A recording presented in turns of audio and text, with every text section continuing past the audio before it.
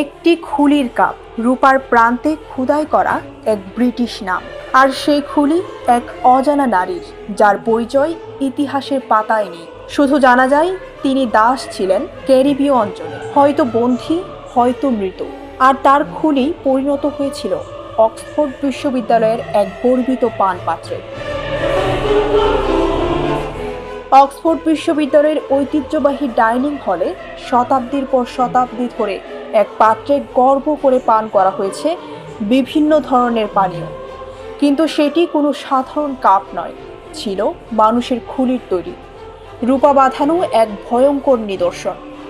খোদ বিশ্ববিদ্যালয়ের শিক্ষক ও অতিথিরা জানতেন এই কাপের ইতিহাস, তবু তা ছিল এক ধরনের গোপনীয় ঐতিহ্য, যেন সাম্রাজ্যের অতীতের প্রতি এক রক্তাক্ত টোস্ট।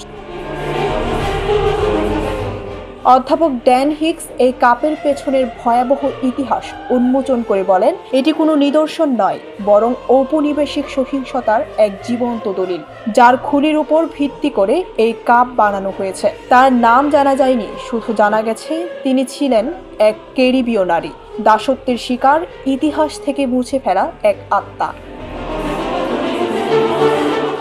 অথচ কাপটির দাতা এক ব্রিটিশ ফেসিবাদ সহানুভূতিশীল পরিবার। তাদের নাম স্পষ্টভাবে খোদাই করে রাখা হয়েছিল রূপায়।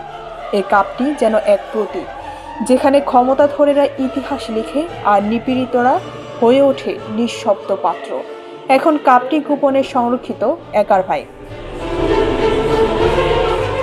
ডেস্ক রিপোর্ট, ভোরের পাতা।